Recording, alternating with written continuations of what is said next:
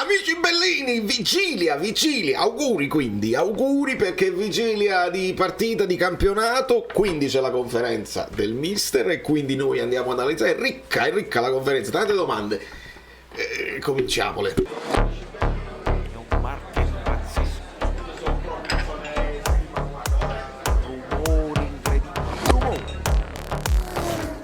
Allora amici bellini, andiamo subito a parlare.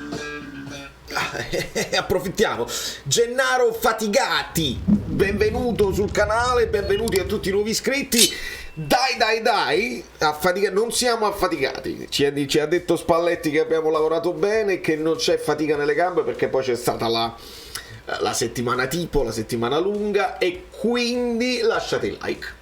C'è sempre un motivo, anzi non deve esserci un motivo per lasciare like, è il vostro comportamento che deve essere corretto nei confronti di chi si sveglia presto al mattino, perché per voi è pomeriggio, sera, per me è sempre mattino. Eccolo il mister che sembra dire calma, e andiamo a vedere un pochino di cosa si tratta. Noi possiamo con un Abrabam tattico anche spostarci direttamente, ecco qua, così si capisce che sto parlando del mister, e dietro c'è una formazione che dobbiamo ipotizzare. Allora l'andata ci ricorda da Zon che l'andata è stata tosta, è lì che si è creata questa mentalità. Spalletti dice che la mentalità si crea dall'inizio della stagione, quando si parla e si stabiliscono degli obiettivi, però poi ci ricorda che l'Atalanta è una squadra diversa dalle altre e non dobbiamo avere nessuna reazione, perché con la Lazio non abbiamo sbagliato la partita, quindi non ci deve essere una reazione sotto quel punto di vista. Ovviamente ci deve essere una reazione sul punto di vista del risultato, perché ce ne facciamo poco ad oggi delle prestazioni. Le prestazioni, non siamo risultatisti, è chiaro, però le prestazioni ti servono quando stai costruendo qualcosa.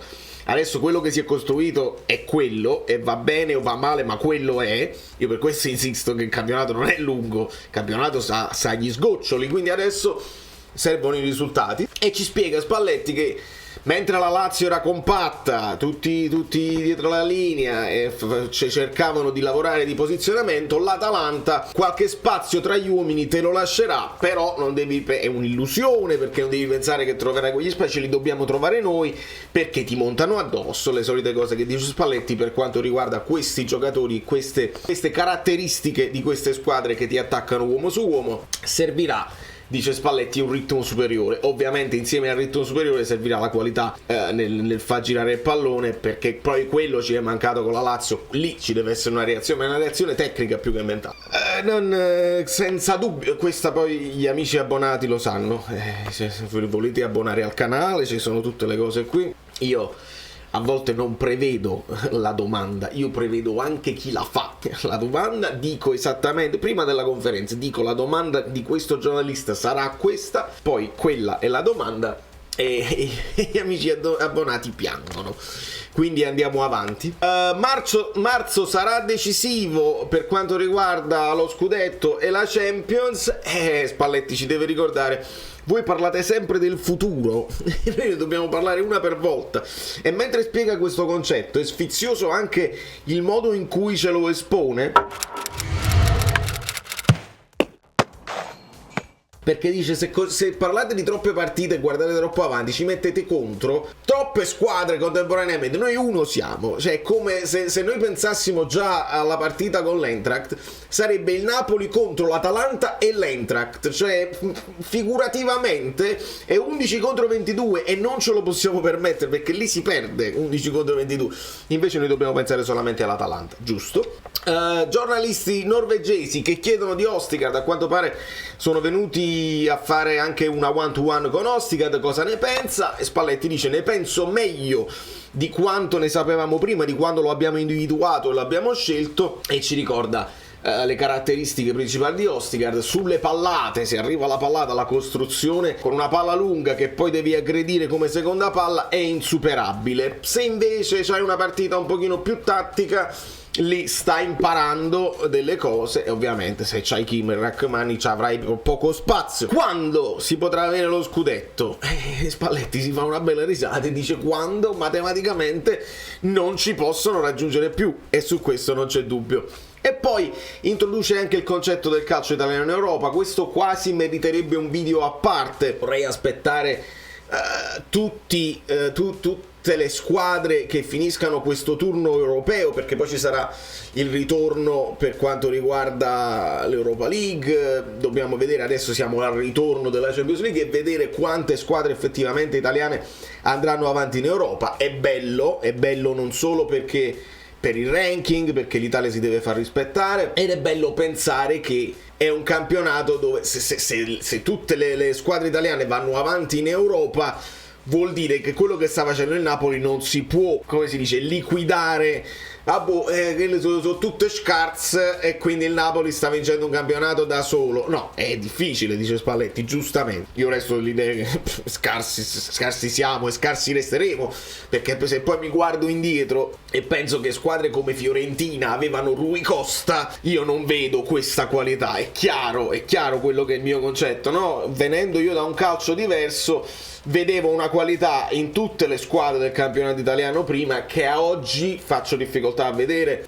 Ci sono squadre che sono intense, che ti fanno correre, ci sono squadre che ti mettono in difficoltà, le piccole mettono in difficoltà le grandi, non c'è dubbio. Però secondo me sono anche le grandi che non sono grandi abbastanza per togliersi le piccole davanti, ma io vedo gente che non riesce a fare un cross, che non riesce a fare un passaggio preciso. Quindi io resto della mia idea che il campionato italiano è scarso e che in generale un pochino tutto il calcio sta diventando più scarso. Ecco, questo è un discorso che dobbiamo allargare. Tutto il calcio sta diventando un po' più scarso tecnicamente, più fisico. Bene così, e noi con questi ci confrontiamo. Se poi ci spediscono in Premier League, perché benvenuti in Italia, ci confrontiamo con la Premier League eppure facciamo la nostra figura. Quindi poi Spalletti dice anche i rinvii, noi pensiamo sempre come si lavora sui calci d'angolo, ma anche i rinvii sono un calcio piazzato che devi sviluppare, devi studiare. E poi mi salta la connessione, non lo so, pubblicità. No, la pubblicità già l'avete sentita. Quindi arriviamo a un'altra domanda dove si capisce che il Napoli riesce a dare il 101% nonostante questo distacco enorme. Magari col distacco tu dai il 100%, ma serve il 101%. Spalletti ritorna al discorso: si fa per la città, per il Napoli, per il popolo, bisogna avere gli occhi puntati sulle stelle. Chi non la pensasse così non può avere i famosi destini forti, gli uomini forti. Se mi sono dimenticato qualcosa che mi perdo perché è mattino, voi me lo scrivete nei commenti. Simeone vuol dire la convocazione nazionale, ci ha parlato, occhi che brillano, vuol dire che sono bastate poche partite per dimostrare, e quindi molto bene. Questo a me fa piacere, perché anche dei giocatori che magari dice vado a Napoli e se poi rischio la panchina e rischio la mia nazionale, invece no, gli altri giocatori che verranno in futuro possono pensare anche un panchinaro che ha giocato pochissimi minuti, se li è giocati bene può essere convocato nella sua nazionale, ed è una nazionale importante. Quindi questo è buono. Raspadori va valutato. Il mondiale, quelli che sono venuti dal mondiale, cambia la gestione dei giocatori. Spalletti dice: a questo punto della stagione sono tante le partite che abbiamo giocato, cambia poco, vanno tutti forte. Se qualcuno va forte e indica la strada meglio di come la indico io seguo ed imparo. Dobbiamo semplicemente valutare di volta in volta chi sta più in forma. Un po' di turnover in vista Champions? No, perché dobbiamo pensare adesso. Abbiamo lavorato bene durante la settimana, quindi adesso le gambe stanno a posto e poi ci si pensa. Poi, domanda un po' più tattica sulla mancanza, su quanto sia mancato Mario Rui contro la Lazio, perché il centrocampo è un po' bloccato e Mario Rui avrebbe potuto dare una mano allo bot che anche in fase di regia, essendo più interno. Spalletti prima risponde un po' polemico, ironico, sarcastico, dice Mario Rui gioca titolare domani. Ovviamente non è possibile perché Mario Rui è ancora squalificato, e quindi Spalletti dice: perché mi parli di uno che non può giocare? Ma la domanda della giornalista in realtà era un pochino più tecnica, perché più tattica, perché dice: Oliveira può fare lo stesso lavoro di regia essendo più interno? Insomma, la domanda si poteva sviluppare un po' meglio, ma Spalletti lo sa che cosa gli è stato chiesto in realtà, e va un pochino più nello specifico. Dice: quando ci sono due attaccanti i terzini sono più liberi, quindi possono stare un pochino più interni. Quando ci sono tre attaccanti, quindi non dipende da Mario Rui o da Oliveira, ma dipende dalla squadra che stiamo affrontando, come sta tatticamente, e ci sono tre attaccanti nella squadra avversaria, il terzino deve stare più largo. E quindi ce lo spiega anche tatticamente molto bene. Spalletti quando parla di tattica è un cioccolatino, andrebbe ascoltato così in silenzio, te lo godi, però non sempre può accadere. Gli si chiede di Ndombele, Spalletti dice è forte, ma i risultati e la qualità di Zielinski e Anguissa ovviamente non gli hanno fatto trovare spazio. È un cubo che ha forza, che si scrolla i giocatori da dosso. Lei è un sensitivo, vuol dire che Spalletti, un po' l'ironia, ma dice che Spalletti un po' secondo me ci sta pensando all'utilizzo di Ndombele, che qualcuno dice è entrato anche bene nella partita con la Lazio. Io ho visto le solite qualcosine che ci fa vedere Ndombele, non abbastanza per sostituire un Anguissa che invece potrebbe e dovrebbe forse rifiatare, ma non è una questione secondo me nemmeno fisica per quanto riguarda Anguissa, è semplicemente mentale. Lo vuoi fare? Se lo vuoi fare, ecco che Spalletti lo mette comunque in campo, perché non è che fisicamente sta male. Anguissa sta benissimo, e anche un Anguissa al 50% è meglio del cubo Ndombele. Gli si chiede anche di Elmas è una soluzione a tutto, che gli dice ma Elmas può giocare a destra, e adesso vediamo nella formazione se lo mettiamo. E poi c'è anche la domanda su Kvara, che si è fatto sentire sui social per la sua Georgia, insomma situazioni politiche, e Spalletti dice ha fatto bene Kvara che sa di avere una forza social ed è sceso ideologicamente in piazza, in campo, con il suo popolo, si è schierato ed è giusto che lo faccia. Giudizio di Spalletti su se stesso. Se uniamo i risultati e i guadagni, bene, perché Spalletti aveva parlato anche di Gasperini che ti porta un fatturato anche tecnico importante ogni anno, però dà il merito aggiunto di aver poi individuato. Poi per lui è più semplice se i giocatori sono forti. Andiamo a vedere, togliamo il mister davanti alle grafiche e andiamo a vedere e mettiamo Meret in porta, e credo, non vorrei sbagliarmi, ma Di Lorenzo andrà sulla sinistra, penso proprio sulla destra, Amir Rachmani qui, Kim da quest'altra parte e qua Olivera, e non credo ci siano dubbi in merito. Poi non credo che si possa improvvisamente rinunciare allo Vodka, e non credo che Anguissa lascerà spazio a Ndombele, nonostante il sensitivo Spalletti ci sta pensando. Qua abbiamo il dubbio Zielinski-Elmas, perché Elmas la merita sempre una partita da titolare,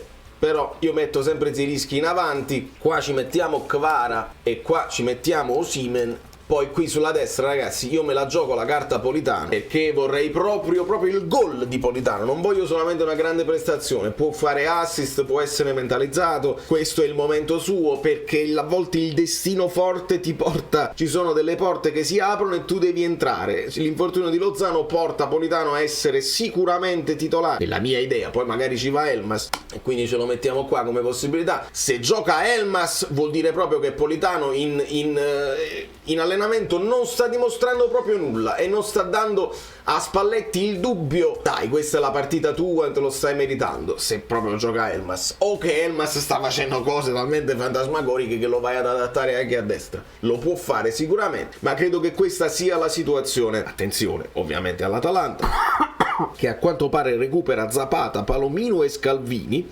manca Cop Miners, e questo è importante, però c'è Ederson che è sempre molto dinamico, e vediamo, sappiamo bene quali sono i pericoli, Lookman, Hollywood, insomma l'Atalanta è una squadra tosta, è molto importante, sarebbe molto importante ritrovare la vittoria per dare anche un segnale a se stessi e a tutti gli altri. Oggi c'è Spezia-Inter, non c'è proprio bisogno secondo me nemmeno di vedersela perché non ha importanza, dobbiamo fare il nostro percorso da New York. Valerio Fluido è tutto, vi abbraccio, ci vediamo domani per la reaction, una live probabilmente un po' più breve, vediamo un po', voi seguite, lasciate i like, mi seguite dappertutto, vai. Sembra una parrucca, ma non è vero, perché vedi cambia. Ah, ma no, che meraviglia, io me li fai. Sono Saverio Asoli, dobbiamo arrivare a 20.000 iscritti, di cortesia, perché questo è l'anno. Avete lasciato i like? Niente più, dai, basta, sei cringe. Quante cose.